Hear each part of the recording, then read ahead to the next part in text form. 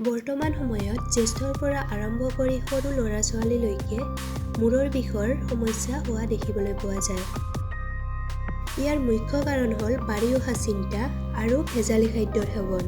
ইয়াৰ উপৰিও TV, computer আৰু mobile ফোনৰ বাঢ়ি অহা ব্যৱহাৰে মূৰৰ বিষৰ সমস্যা বৃদ্ধি কৰিছে। আৰু আমি নিবিচৰাকৈয়ে এই বস্তুবোৰ আমাৰ অভ্যাসত পৰিণত হৈছে। এই বস্তুবোৰৰো আমাৰ প্ৰয়োজন আছে। এইবোৰৰ পৰা আমি পলাই ফুৰিব নোৱাৰোঁ। কিন্তু নিজৰ স্বাস্থ্যৰ প্ৰতি ধ্যান ৰাখি নিজৰ জীৱনশৈলী নিশ্চয় শুধৰাব পাৰোঁ। গতিকে ফ্ৰেণ্ডছ, ভিডিঅ'টো চাই যদি ভাল পায়, লাইক, শ্বেয়াৰ আৰু ছাবস্ক্ৰাইব কৰি দিব। তেন্তে আহক আমি ভিডিঅ'টো আৰম্ভ কৰোঁ।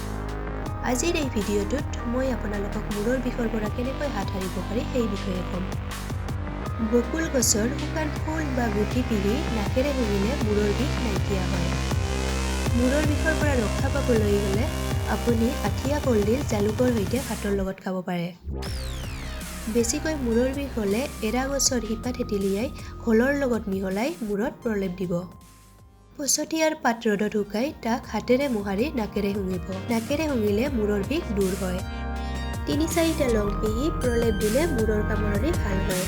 নাইবা 5টা লং পিহি একাপ পানীত গৰম কৰি পানীখিনি যেতিয়া আধা হয় তেতিয়া খাব লাগে।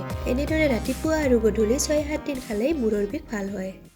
কেঁচা হালধিৰ গুড়ি নাইবা কেঁচা হালধি জুইত পুৰি ধোৱা আপুনি শুঙিব পাৰে। পুৰৈ শাকৰ পাতৰ বিজল কপালত সানিব পাৰে। নাইবা ছালকুঁৱৰীৰ পাত খুন্দি মূৰত প্ৰলেপ দিলেও মূৰ কামোৰণি ভাল হয়। আপোনালোকে পদিনা, ছজিনা, মানিমুনি, জেতুকা পাতৰ ৰস গাখীৰ আদি খাব পাৰে। কিন্তু নিচাযুক্ত দ্ৰব্য সেৱন কৰাৰ পৰা বিৰত থাকক। ব্যায়াম আমাৰ শৰীৰৰ কাৰণে অতিকৈ আৱশ্যক। নিয়মিত ব্যায়ামে আমাৰ শৰীৰ সুস্থ আৰু সবল কৰি ৰাখে। ৰাতিপুৱাৰ ভাগত আমি মেডিটেশ্যন কৰিব লাগে। মেডিটেশ্যন কৰিলে আমাৰ মনটো শান্ত হয়। ভালদৰে কোনো এটা কামত ধ্যান দিব পাৰোঁ।